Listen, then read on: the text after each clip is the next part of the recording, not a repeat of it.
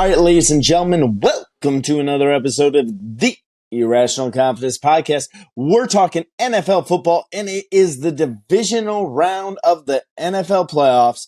The wild and wacky wild card weekend is over, and some of us are crying, but the man who is famous for his halftime speech to propel his hometown Green Bay Packers past the Cowboys in Dallas, Texas.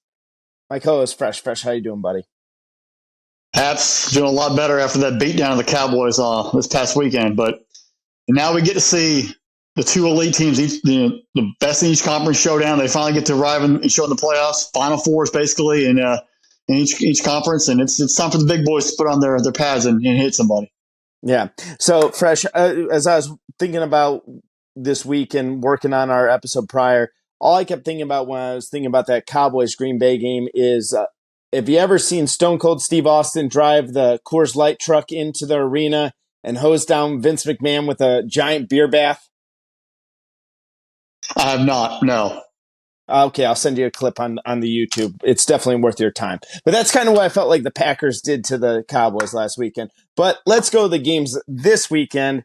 Hey, we're going to start on Saturday at 4:30. The Houston Texans coming off their big-time win over the Browns, completely beating the brakes off them. Ooh, boy, howdy. They're traveling all the way up to Baltimore to face the Ravens. At time of record, the Ravens are a 9-point home favorite. This game is at 4:30. Over-under is set at 43.5. These two teams met in week 1 of the regular season. Two different teams as well. Baltimore's the number 1 seed. Lamar Jackson has had another just phenomenal year, but take a look at what C.J. Stroud's doing, man. Very impressive. Baltimore, number 2 defense in the entire NFL. Hey, but Houston just dismantled the number 1 defense in the NFL. So, Fresh, what you got going on for Houston versus Baltimore? I think coming into the year, we really were trying to figure out what this Ravens team was going to be like offensively. You know, Todd Monken coming in, how's this offense going to evolve? And as you've seen week over week, this team has gotten much more refined in what they're trying to do and be more diverse in their offense. It's not Lamar just taking off and running like he was under Greg Roman back in the day. Unfortunately, they still have the same issue reoccurring, I don't know what you want to call it, but running backs for Baltimore continue to keep getting hurt, every single year, which is terribly sad, but they keep running through them and just finding guys who can fill that role and fill that void. The receivers, they've shown progression this year. Zay Flowers has been great. OBJ has done enough, but they've also done it without Mark Andrews for half the year, which he actually probably is going to be back this week. He's looking like he's training in the right direction. But the way they've been able to incorporate multiple players and just bring guys in and they play within the system, and Todd Monken and Lamar are using them all to their strengths and moving this offense left and right, up and down. It's been a sight to see because they have boat raced everybody they've played. They've won grind out games. They've won blowout games. That leads to the point of here, Lamar has not had much success in the playoffs. Is that because the offense was, I'm going to call it archaic back in the day, where it was a single wing in essence and it was just him running and then, Mark Andrews in a play action? Or was it just some sort of thing where the teams caught up on Lamar? I have a feeling it's the former, where it's more of an archaic offense, and now with a better offensive coordinator who can see the field better and Lamar having more experience and more tools around him, this offense is going to be able to carry on. But they still have to get over that hump of winning that playoff game. You mentioned C.J. Stroud. Like everyone, you listen to podcasts for a long time, I'm a diehard Georgia fan, and I have always had respect for what CJ's done, but he became a legend in my eyes with what he did in the Peach Bowl versus Georgia last season. Since then, he's carried it on. We did our preview for the NFL draft coming into this past year. We both had C.J. Stroud as the number 1 overall quarterback. Somebody in Carolina, the crazy owner and all that nonsense, they thought Bryce Young was the best because he was at Alabama. And as you're seeing right now, Tua is an okay quarterback. Jalen Hurts is at up and downs. Mac Jones is terrible. And Bryce Young is, for 1 year, not looking too hot. Maybe those Alabama quarterbacks were a product of all the guys around them, and they weren't actually true quarterbacks. Because right now, C.J. Stroud has had receivers in and out of the lineup all year. He's trying to go back and forth, trying to figure out, offensive line injuries there. He's making things happen by himself. He is guiding that team, and he's putting points on the board. Seeing Tank Dell burst on the scene earlier and then get hurt and have to leave, that was kind of like everyone thought, all right, maybe that's the end right there. That won't keep it going. Nico Collins continues to thrive in the offense. Noah Brown comes in, has some weeks. He's hurt this week. Still got a couple other guys finding ways in the line. John Mechie getting involved now. And then Robert Woods also being involved, the two tight ends getting involved, Singletary at running back. This offense just continues to build around each other. Brevin Jordan and Dalton Schultz. CJ Stroud just back to find the guys and keeping the offense moving play by play, down by down, and putting up lethal points left and right. It shows the mental fortitude of the quarterback who can lead and put players in positions to succeed and understand how to break down a defense. And it's not just this year; it's going to carry them forward going. Because you figure this is year one for most all those guys in offense there in Houston. They continue to develop this year and going forward. They're playing with house money. If they go in and get beat by Baltimore, everyone expects it. But if CJ goes in there and put on some points on the Ravens defense, who shut down the 49ers, shut down the Dolphins, and many others, it's going to start raising some questions about, man, should he have been the number one overall pick? Number two, well, the sky's the limit. Like, how much better can CJ get? So I'm interested to see what CJ does in the playoff game here. Week one, you mentioned we had them paired up. They were coming off of a nothing. No one really expected what the Texans were going to be. D'Amico Ryan's first time here. Boom. Got them to win a division, got a playoff win, and here they are facing off with Baltimore. The key for the Texans to win the football game in Baltimore, you got to be physical. That Ravens team, offensively and defensively, they are built blue collar, and they're going to hit you in the mouth 24/7. Houston's got to come in and embody your coach, play with that pride, play with that intensity, and fight back and hit Baltimore in the face. Offensive line, defensive line, do what you have to do on the trenches. Stay out of long downs and distances. Do not let those Baltimore linebackers get after you. They can be had, but it's going to almost like a flawless effort from the Texans to get it done. CJ, you've had big games before. People kept saying, CJ Stroud's never played a playoff game. The dude has been in the college football playoff. He's been in a playoff game. He's been in a high environment. He played at Ohio State. You kind of understand the magnitude of a football game that's big, and you get ready to get yourself involved.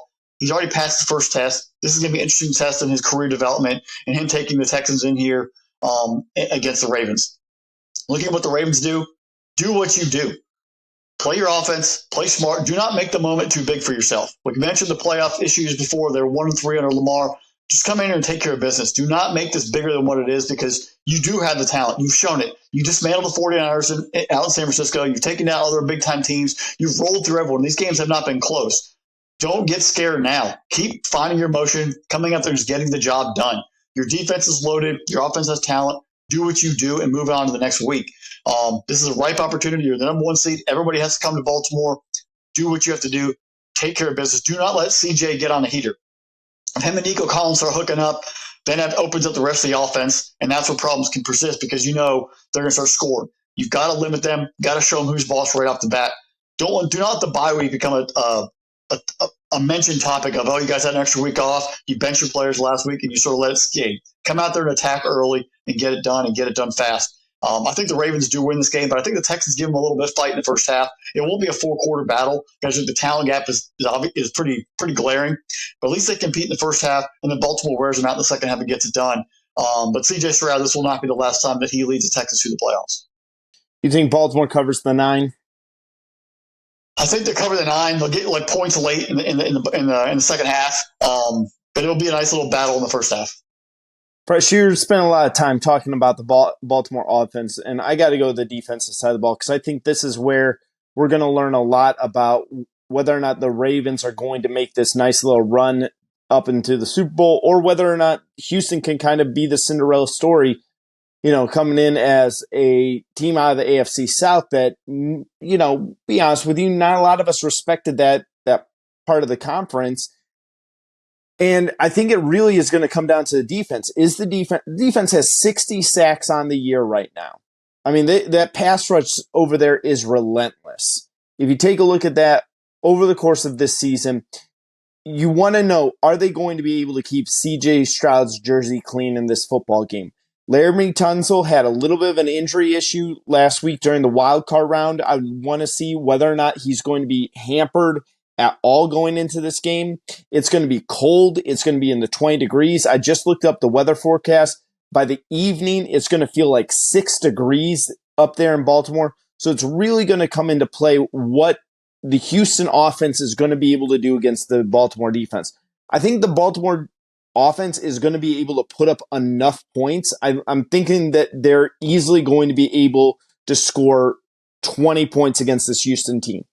My question comes into play: is Houston able to continue that offensive firepower? Are they able to do the same thing that they did against the Browns defense and do that against Baltimore's defense? There's nothing that is screaming at me saying that they're not going to be able to like at least have some success against this defense, but Baltimore is a different team at home than they are on the road. I know that they were 7-1 on the road, but that's a tough place to play at. That home field advantage is a very tough place, especially in the playoffs. I'm really looking for the answers here. I think Lamar really needs this football game. And I said Baltimore, I don't think they're going to have a problem scoring 20 points. I think they're going to really probably top out at around 27 points. I got this game around 27-21. I have Baltimore winning the football game, but I don't have them covering that full 9 points. I actually have this game around that 6-7 mark right there. I think it's about right at a touchdown game right now, so I'd be willing to take Houston and the points. But, I go back in some of our draft conversation that we had here fresh. A couple years ago, we did our first mock draft, one of our first YouTube videos ever, and we were talking about Kyle Hamilton out of Notre Dame at the time, safety for the Ravens right there. Just, you take a look at what the linebackers have done for the Ravens, but also what the secondary has done.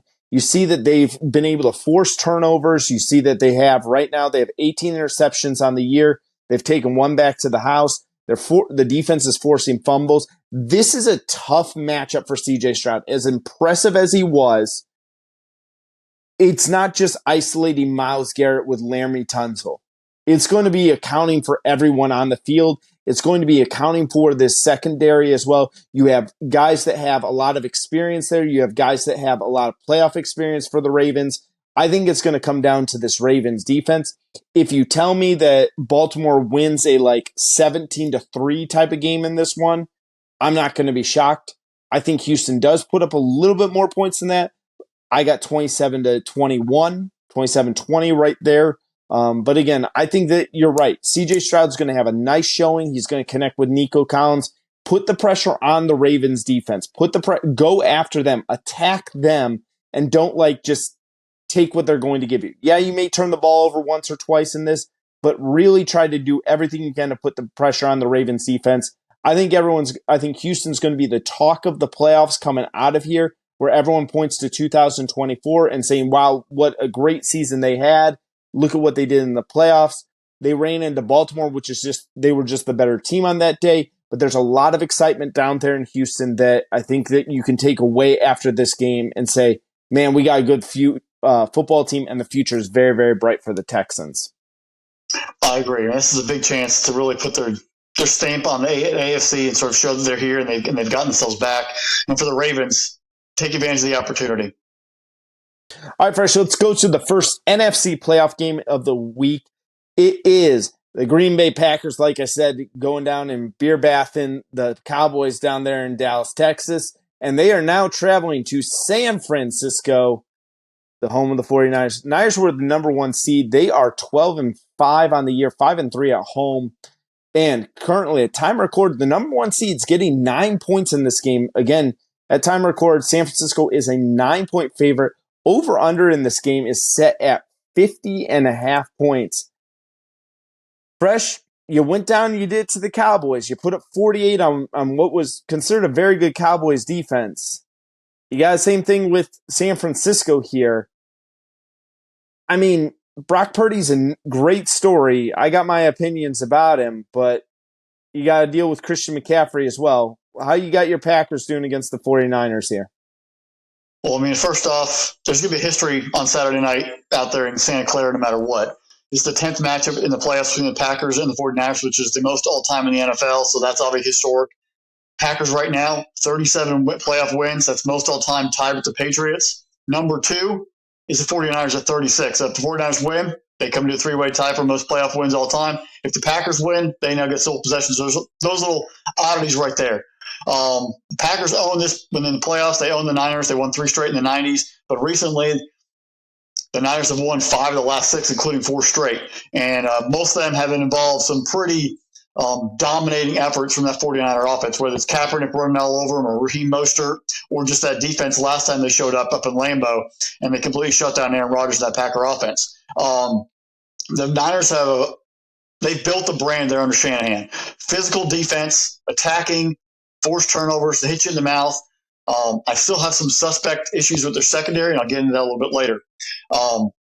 Offensively, they are within the system, and I think that's why Brock Purdy he works. That's why they were able to put Garoppolo play in there for a little bit. They can move guys around because the offensive line is dominant. They run the ball with authority, play action, receivers in mid to long, and they also have the short range passing game. Obviously, Kittle's an amazing tight end, and then Debo can be a little better. He can give you a running back, slot receiver, outside perimeter receiver. He can do it all. And the way that they involve the offense, where plays, whether it's a pass or a run, have the exact same fluidity to them. And that creates that play action motion. That creates the eyes of the defense in the backfield, not paying attention to the backside. Shanahan's built this not just from himself, through his dad, through being with other coaches, and years over years, evolving an offense to build it around so that everybody's there. And the quarterback does not have to be the hero. I think that's where it helps from a team philosophy where you can take Mr. Irrelevant, whatever you want to call Brock Purdy, a guy who you don't have to have the all-star quarterback. It's nice to have it, but sometimes you have a guy with a bunch of talented players around him, and they all sort of evolve and play together at the same pace. The way this offense is built up, it was already lethal before Christian McCaffrey arrived. But last year when he came in, he was that final piece, in my opinion, made them a lethal elite offense where it's not on the quarterback to be perfect every night. You can run the ball, you can throw the ball, you can build off of it, but everybody runs in sync. The times the 49ers have struggled is either McCaffrey's been hurt or Brock Purdy's getting beat up and turned the ball over. If you saw the Ravens game, that's where obviously it all came to fruition there.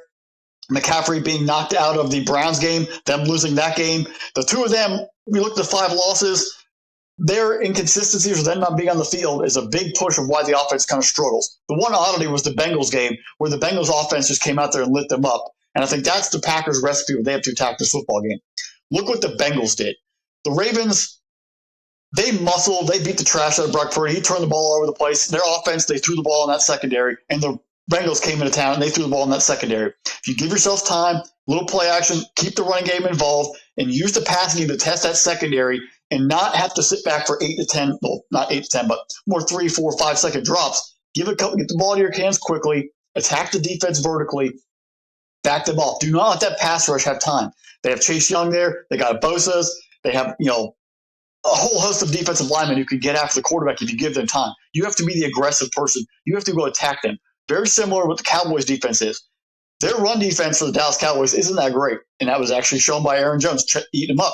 What they're built on is they're built on their offense getting a big lead and that Cowboy pass rush getting after you and shutting it down and forcing the secondary to take chances.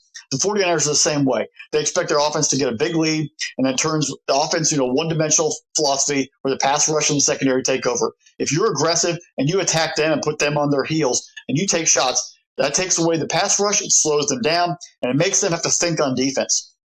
And the Bengals did that. The Ravens did that. The Browns attacked them physically at the line of scrimmage offensively, and that's what the Packers have to do. Aaron Jones is going to have to be involved again. He's obviously run 100 yards plus in the past 4 games. But off that, you've seen the success of the play action game. Whatever receiver you want to list out there, obviously Watson and Reed didn't even have combined 3 catches, and the team put up 48 points. But it's using the offense within itself, attacking and being aggressive. You're playing with vault money, not house money, vault money. Nobody expected the Packers to make the playoffs, first off. And you go into Dallas, nobody expects you to win there, and you dominated them. You haven't had any success for San Francisco in forever. Nobody expects you to win this game. This team's been dominating everybody. Go in, keep playing the way you've been playing. Play aggressive, play smart, take chances, go out there and guns ablazing and leave everything on the field. You got nothing to lose. If you lose this week, people are like, oh, you know what? So what? If you win this week, people continue to take notice because throughout the entire year, there was a little mixed message. I mentioned the last podcast. I was at the Raiders game when Love threw 3 interceptions. That feels like 15 years ago at this point, the way the offense has kind of evolved. They're still going to be learning, growing pains, guys still making sure they're on the same page. But you've seen from mid-October, early October to right now in mid-January, the offense is completely different. The guys are running better routes. They're understanding the stat coverages to review. The blocking's been better at the offensive line. The running game is starting to come evolved. And Jordan Love looking more confident.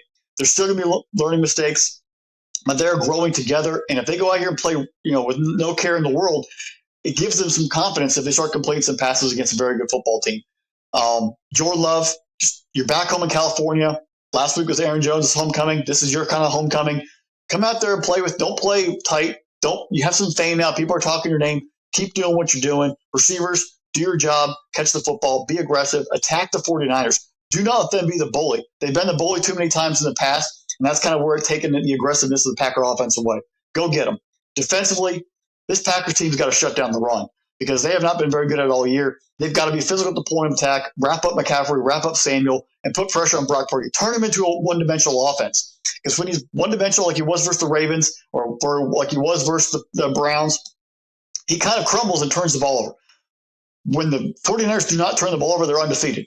When they force 2+ turnovers, they are almost undefeated. I think they're 7-1 or 8-1 or whatever. When they turn the ball over, that's where the losses are piling up. The losses are piling up when they turn the ball over and Brock Purdy's forced to have to win the ball game by himself. Shut down the run, concentrate on McCaffrey, force them into long down situations. Be opportunistic, just like we said in the last preview. When you went to Detroit, opportunistic defense, force some things happen, get aggressive. So the same thing about going into Dallas, the same philosophy, the same model. Be opportunistic, force turnovers, be aggressive. Do not be scared. You have nothing to lose and attack. I think the Packers show up and they play a very, very tough football game. This 49er team, they're hungry. I think the final score is going to be a 27-24, 27-21. 49ers will win. They will not cover. The Packers will continue to show up and improve. I think people will ask you more questions about Brock Purdy if he's truly the long-term answer for the 49ers after this ball game than they will saying the 49ers are an unbeatable football team. Fresh. This one is a very unique game for me because I would argue with a lot of people, one of the greatest football games I've ever watched in my lifetime was Green Bay versus the 49ers, where Terrell Owens makes what they refer to the catch two. Don't bring this game up. Don't make me mad. It was a game that I remember watching from start to finish that kind of had me locked in for that game because I really did think the Packers had that one in. But the question I have in this is why is everyone talking about CJ Stroud this weekend and what he did and what has going forward against the Ravens, and not showering Jordan Love with the same type of admiration of what he did by going down into Dallas? I really think that this is the renaissance of two really young, great quarterbacks. You know, we've seen these quarterbacks kind of have like a little bit of success and then all of a sudden flame out. I think one of these two guys is going to make it to the AFC or NFC championship game. And I'm going to go out on a limb here, and I'm going to say Green Bay wins this football game. I am actually calling for a Packers upset over San Francisco in this football game. The big reason I think who are going to need to have a huge day, Preston Smith and Rashad Gary. They are going to have to be chasing after Brock Purdy the entire day and getting after him. Take Christian McCaffrey halfway out of the football game. Turn Kyle Shanahan's offense into a predominantly passing offense where you kind of abandon the run. It'll be interesting to see which wide receiver steps up for the Packers, because you take a look at Reed, Dobbs, and Wicks.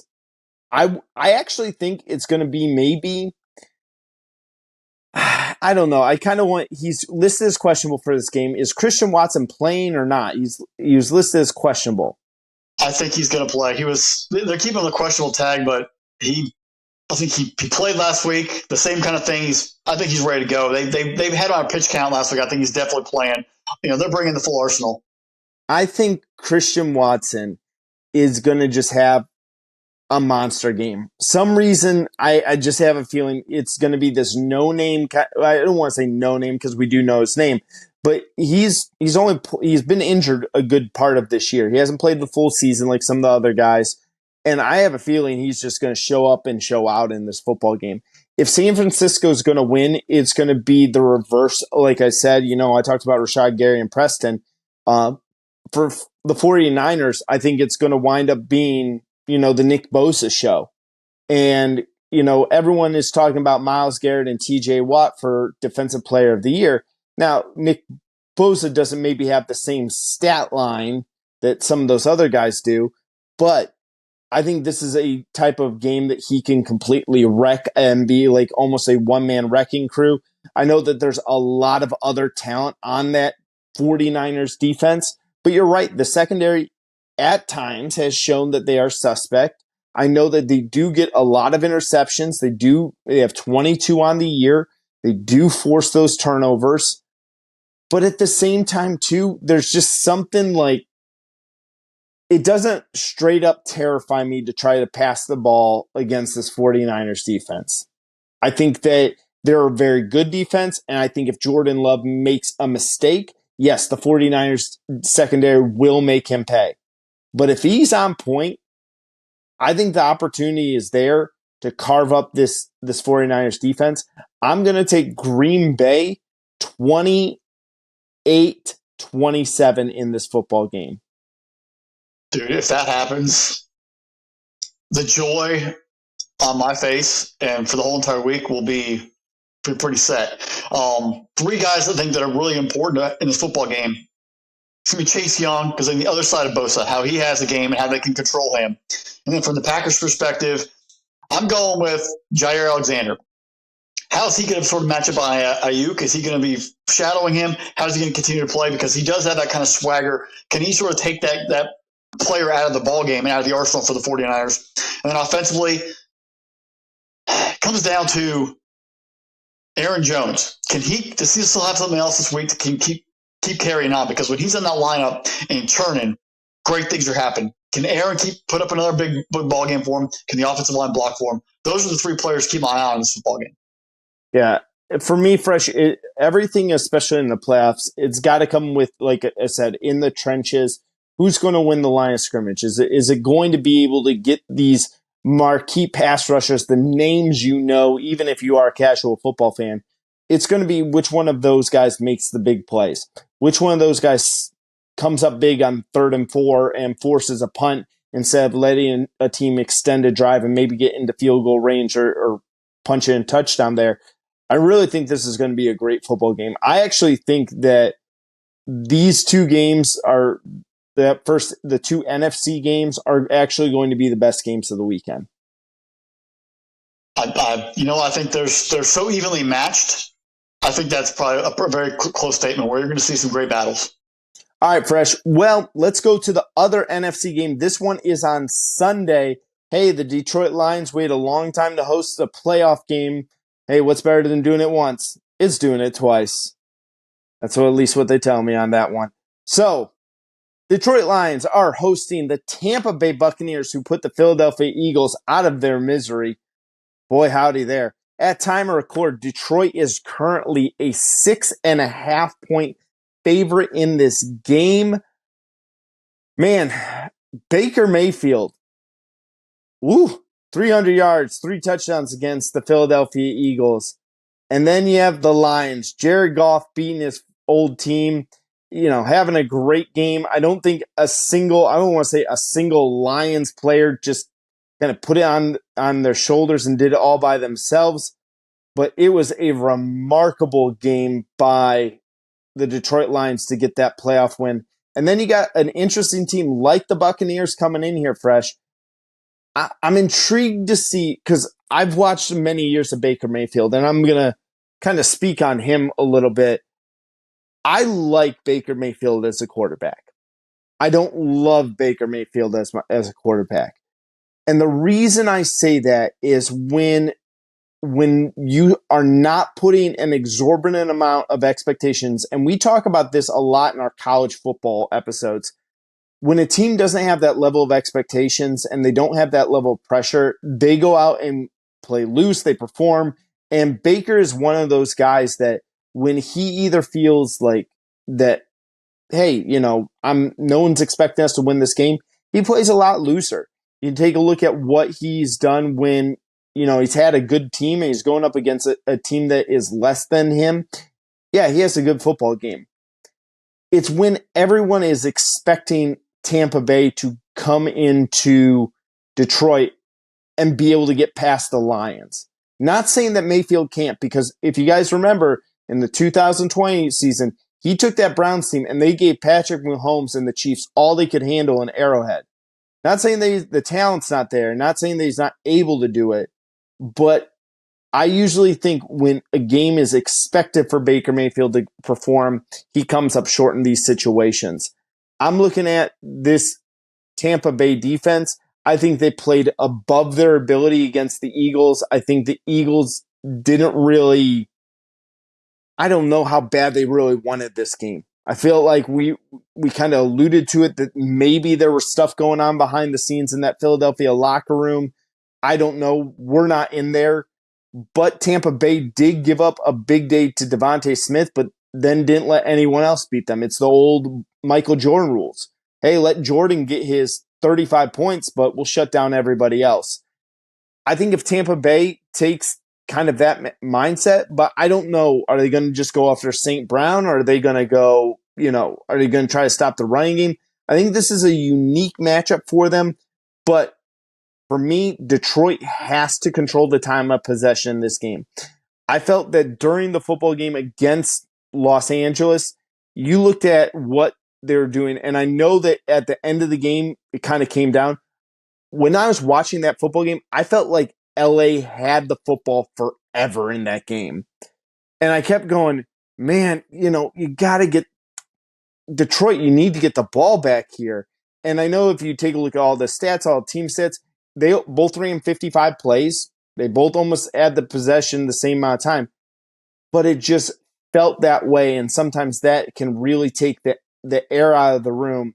I think Detroit's got to do that to Tampa Bay. I think Jared Goff's got to continue to be extremely accurate with the football, lean on the running game, force Tampa Bay to play from behind in this football game, and not let Baker start cooking. Because I'll tell you this, if Baker starts cooking in this game, Detroit will be on the losing end. But if they can kind of shut him down and make him make some mistakes, and he is a gunslinger, he'll throw it all over and he'll force the ball into tight windows. So there's opportunities for turnovers here. But I still like Detroit. I'm rolling with Detroit here in this football game. But that 6.5, I would actually say, give me Tampa Bay in the 6.5 right now. Is it 6 or 6? I'm sorry. Yeah, 6.5 at time record. Because I think this is like a 3-point game. I think Detroit's going to win this one very close. Well, first off, you're right about our thoughts on the Eagles. They kind of looked like they laid down. And I think the fans even knew that was going to happen. So major props to the Buccaneers for not playing down to that level and going out there and just putting the final stake in the Eagles and getting it done. They weren't scared of the opportunity. They went and took care of business. And turning into this game, this is a rematch of a game from mid-October when they had the creamsicle uniforms on there down in Tampa. And the Lions we were still kind of waiting to see the Lions, and they made their announcement that week. It was kind of when the Bucs started falling off of their undefeated start, and we kind of waited back a little bit, and they finally made the resurgence lately. So I don't know if we can compare what happened in that game to what it is now, because the Lions have still maintained it, but the Buccaneers rebounded from where they were, because they were falling off, and they kind of regrouped, and they've taken it back up. And they're playing with a chip on their shoulder. And that's what kind of Baker always carries it, a chip on the shoulder. Mm-hmm. I think Todd Bowles, even the head coach of, you know what, you can count us out, forget us. We're going to come out here and be scrappy. I think somewhere I saw, correct me if I'm wrong, somewhere out there, mentioned on YouTube or whatever, but this is like the first time that a playoff team has had an offensive and defensively statistics of like the bottom 15 and bottom 10 in the league, and they won the division and they're going to the divisional round. Like their offense and defensive, per game stats are horrendous, but yet they have wins. And they made the playoffs. So what kind of team are we going to get? Are we going to get something that's going to be pretty and sexy statistically, or are they going to get a gritty team that will fight and find a way to grind it out? Maybe it's another day, maybe it is, but they're not going to let up and they're not going to surrender or quit in those 60 minutes, something the Eagles might need to learn from. So Baker is going to lead that team. I have a feeling it's going to be a big Mike Evans and Chris Godwin ball game. The two of them, there is opportunities in that Detroit secondary to be had. Can the two of them get going? Can Baker make some throws? Yes, we already know, you mentioned it, gunslinger mentality. He's going to keep taking shots. Go down the field. Mike Evans is an absolute stud. There's nobody on that Lions team, in my opinion, that can cover him one-on-one. So that's already going to take, in my opinion, 2 Lions players already on Mike Evans. So how do you break up the rest of that defense and attack it? Rashad White's going to have to be consistent to slow down that pass rush, slow down Aiden Hutchinson and those guys, giving Baker some time, but also allowing the play action to play in. Where does this, how does this, Dave Canales offense get unleashed on this Detroit defense? Because he was brought there, he's shown some resolve, put some guys into play, but now what does he have left in the bag? How can he cook? We hear about Johnson on the other side for Detroit and all the stuff that he puts in there for the Lions. How does Canales get Baker in this offense to really explode? Because you're going to have to score points this ballgame. 20 points is not beating the Lions. 27, in my opinion, is not going to beat the Lions. Like you said, 28 plus, you're going to have to get 4 touchdowns. You're going to have to put points on the board in Detroit to win this game. Defensively, you got some old veterans over there. You have a tested team. They've been around. They fought. Can they just go out there and get some pressures on the quarterback? And Vita Vea lock the middle up and shut down that Lions running game? Do they get some breaks? We mentioned in the last, the preview for the wild cards. I look back at the Packers going on Thanksgiving and going into Detroit. You get an early touchdown, and then defense gets some turnovers and just explodes and puts them on their heels, and they couldn't really recover. Detroit, they're expected to win. All the fans are hyped. They haven't seen in almost 30 years. This is big time for them. Tampa, nobody expects you to win. Go in there, jump them, hit them early, and then play aggressive defense. Let everything out of the bag. Do not be scared, because if you are scared, you're going to get blown out of Motown. And everyone's going to be like, yeah, you know what? It was an average football team there in Tampa. They won a terrible division. They beat a quitting Eagles team. Are they really that good?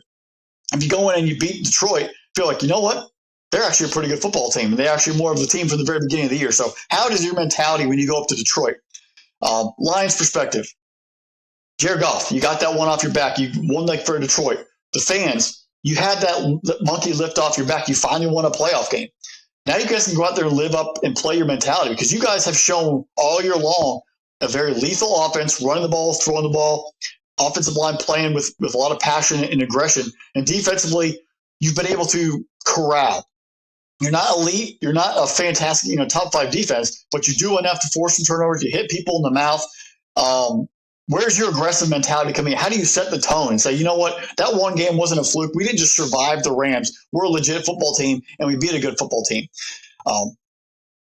I think Detroit comes in here. I think Detroit stomps the Buccaneers, because I think they have that momentum now. I don't think this game's going to be close. I think that being at home, knowing that they're that close to getting an NFC title game and potentially even hosting it, because they will know coming into this ballgame on Sunday if they're hosting a potential NFC title game or not.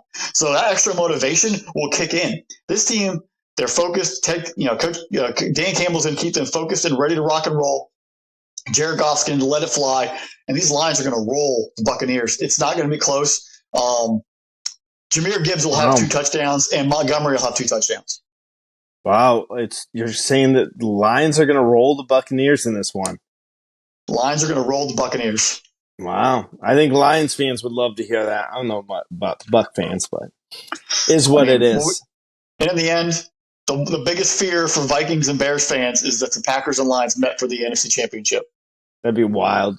But hey, guess what? If both my predictions come true, that's what we're going to have. That'd be pretty cool. That would be pretty cool. All right, Fresh, let's go to our last game of the divisional round weekend. Hopefully, there'll be a touch warmer in Buffalo this week. I'll pull up the weather here momentarily. But yeah, Kansas City is heading over to the cold and blistering winds of Buffalo. The Bills, at time of record, are a 3-point favorite. They had a huge win against the Steelers. Kansas City handled their own cold weather over there in Arrowhead against the Miami Dolphins here, Fresh. I'm intrigued. I really am interested in this football game here, Fresh, and I really, really am, because I don't know. I think it's so unique, because it's the first time Patrick Mahomes has had to leave Kansas City outside the Super Bowl in his playoff career. What team is playing better in the second half of the football season than the Buffalo Bills? I think that they've been arguably one of the best teams in the NFL. Josh Allen's been absolutely everything we thought he could be, and then some. And then you take a look at a guy like Patrick Mahomes. When you start to doubt what's going on in Kansas City, he goes out and plays in the freezing cold and contributes, and Isaiah Pacheco goes off. So what do you got for Buffalo versus Kansas City? I mean, I'm happy for the Bills fans who finally get to have the Chiefs come in there because they've had some playoff pain when facing Kansas City. Now they have a chance to maybe unleash it. Who knows if they're going to win or not, but they have a chance to unleash that anger and that frustration and really become a factor in this game. I think it's been mentioned already, but back in November we had the Kadarius Toney offsides call that he was offsides. It pulled back and negated a touchdown, and with that game right there, that play is the reason why this is being played in Buffalo. So the irony of the whole thing, of the whole controversy, got this game here in Buffalo the way everything sort of played out. How do the fans take it up a notch? Now, we all know Bills Mafia is nuts. But how do they ramp it up inside the stadium for this ball game? Because the reason I have a home game is so your crowd makes an impact. How do they attack Patrick Mahomes and Travis Kelce? And how do they become the real difference maker in this football game? The Chiefs' offense, woof. I mean, Mahomes' that offense has been up and down. They're struggling to score 20-something points a game. They are not what we've seen before. Kelsey's dropping passes left and right. It's Rashee Rice and it's Pacheco. I'm sorry. Kelce has dropped too many passes right now for him to be a consistent threat in 2023-24 season. He is a name, and I think he's showing some age, showing some, I don't know, his judgment's not there, his frustration, but it's not the same Travis Kelce. And I'm not saying Taylor Swift and him dating is a problem or not. It's just showing, I think, his age and his lack of attention to detail, his lack of focus. Maybe he's trying too hard to impress everyone else, all the pressure of that. Maybe that's a factor, and he's not just playing football. So what kind of Travis Kelce are we going to see on Sunday afternoon? Are we going to see the 2016 through 2023 version, or 2022 version? Are we going to see the 23 version continue to remain, where he's going to have some big time drops and not exactly be, the threat that he's usually been? Rashee Rice, keep moving him around. He's got to be the number one guy, and Pacheco's got to run hard for this Chief offense to have a play. We already know we're going to have Jawan Taylor have 3 or 4 false starts for the Chiefs, so you're already playing on multiple drives, behind the sticks. So be prepared for that. Which other receiver is it? Does Kadarius Toney actually get dressed in this ballgame and activated and play? Does he have a turnover? Does MVS, can he actually catch a pass down the field? Except for, he's known for his drops in Kansas City. Which of these guys are going to step up and help up the Chiefs? Or is this the end of the run? Because honestly, the offense is not giving much hope going forward. These guys are ready to retool and go forward. There are some major issues that the Chiefs are going to have to address in the offseason, whether they win or lose this football game, to keep Patrick Mahomes' career. And this is what we've always seen. Quarterbacks get paid.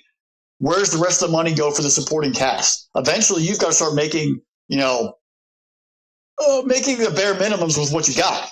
And I guess where Tom Brady taking less money sometimes and having players stay around help that prolong that career in that playoff window. Right now, you're seeing Kansas City, they're paying a lot to Mahomes. Who else is going to step up and make plays to help them out? Their defense is the one thing that's keeping them in any of these football games. They're relentless. They force turnovers. They attack. They're well coached. This Kansas City defense has got to play their best game of the season on Sunday afternoon up there in Orchard Park to give them any kind of chance. Because you mentioned earlier, the Bills are the hottest team right now. Josh Allen, James Cook, that offense, they're getting it done. Dalton Kincaid's been a beast. Stephon Diggs hasn't even had a game in 3 months, and he's still a lethal threat. I'm wanting him to go off in this week. I'm still waiting for it because we haven't seen it. We've seen it from Shakir. We've seen it. Gabe Davis is obviously hurt this week. We don't know if he's going to come back, but other guys are stepping up and making plays for Josh. They don't even have to do it with Stephon Diggs. And Stephon starts getting going, this Bills offense is even better. How can this Chiefs defense attack Josh Allen and use what they learned in that earlier season matchup to shut them down? Because James Cook is running hard. Dalton Kincaid, Dawson Knox, 2 tight ends are making big plays for him. They're being consistent, keeping drives alive. How does Josh Allen take it to the next step? Can Josh Allen also get through another game without a turnover? He did great versus Steelers. Can he get 2 in a row with maybe 1 turnover or less? Can he keep that improvement of controlling the football? Because right now, the margins, the error margin for both these teams offensively is very slim. You can't be giving balls away. So how can they continue to dictate the offense and move against the Chiefs? That Chiefs team is very physical, so where is this Bills' physicality in the offense going to come from? That secondary is tough. The linebacking core for the Chiefs are tough. How do the Bills attack it? I guarantee you, no Chief is going to let him fake slide it without hitting him. Josh Allen's going to get knocked out. In the end, I'm worried about the Bills' secondary. They have a lot of injuries. How do the Chiefs receivers, can they make plays against that? Can they attack them? And can this Bills offense go through unscathed and not turn the ball over? At home, I think Josh Allen and James Cook are just enough. I think they have enough playmakers on both sides, and the home crowd pays off.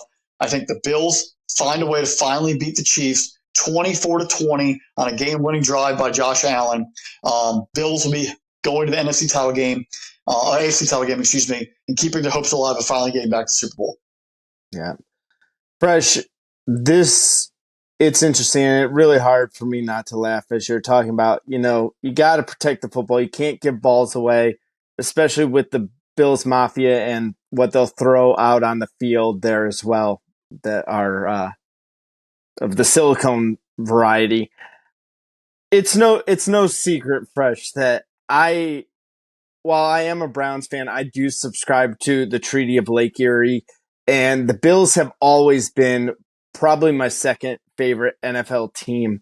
I always say, if you can't get drafted by your hometown team, the fan base I would love to be drafted by, again, if I could be like a 7th round left-footed punter without any type of rap sheet.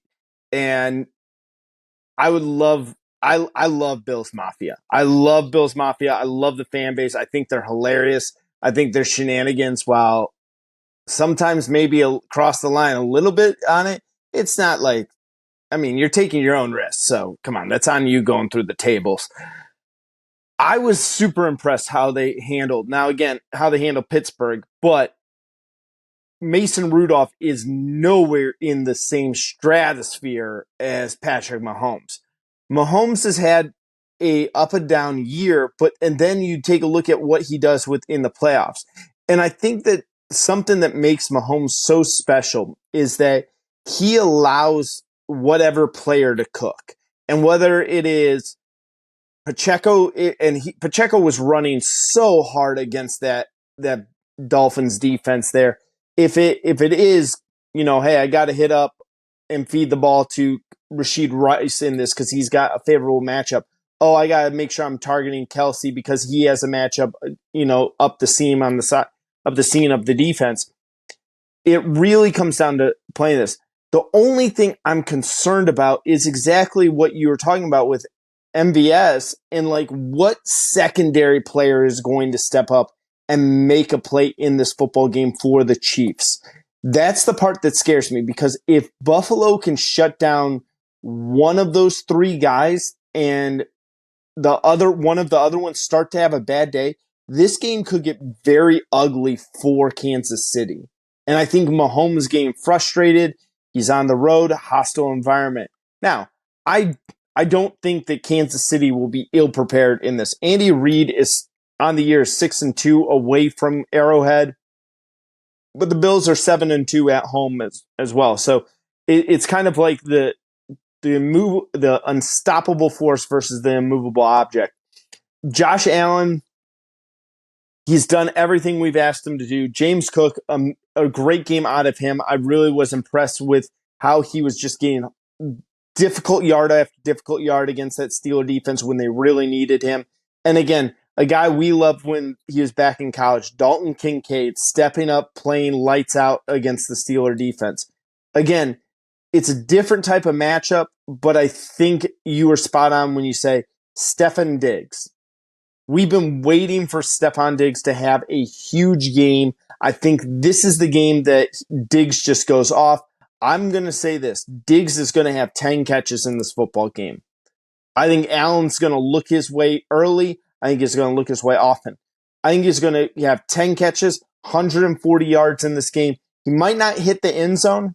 I think that when you get close inside the red zone there, Allen either likes to kind of take it himself if given the opportunity, or then he's going to hit one of his tight ends, especially there in the red zone.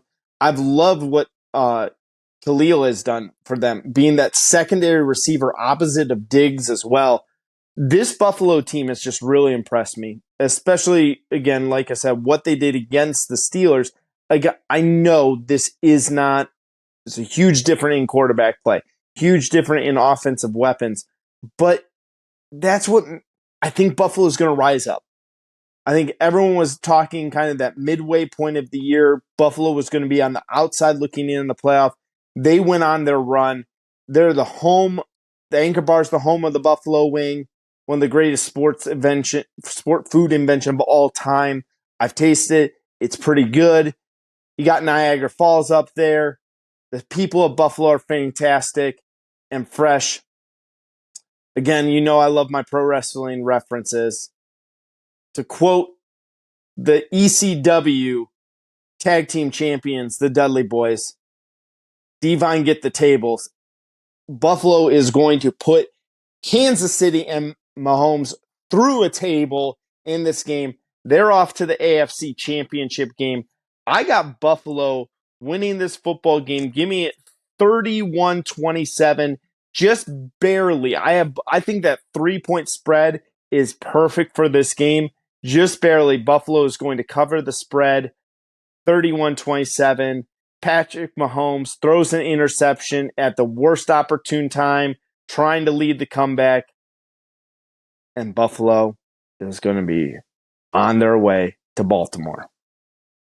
You know, the one thing no one really talks about as much is look at the job that Joe Brady's done with that Bills offense. Ever since they fired Dorsey and they promoted him, it's just like it's been night and day, and the play calling, the confidence. I think that's also helped fuel, because the defense is always kind of bending, but that's kind of helped fuel this team and really get them that run. And I think Joe Brady has something left in that bag this week. Right. I think it's going to be a remarkable one here, Fresh. I think these matchups are so much better than Wild Card Weekend. I don't see a blowout amongst them, and maybe we'll be surprised. But I definitely don't think we're going to see any of these games where a team wins by 3 touchdowns. And maybe I'm wrong on that, but I don't see it happening. I mean, I think the NFL, they don't want the blowouts. They want give us full competitive football games. I think that's what we're going to get. We're going to get competing games. And I think every team right now, these guys already know, like, they have confidence. Whether you won last week or you're the 1 seeds in Baltimore or San Francisco, you have confidence that you can play. And you're going to let it all loose because, you know what? You're on vacation if you don't.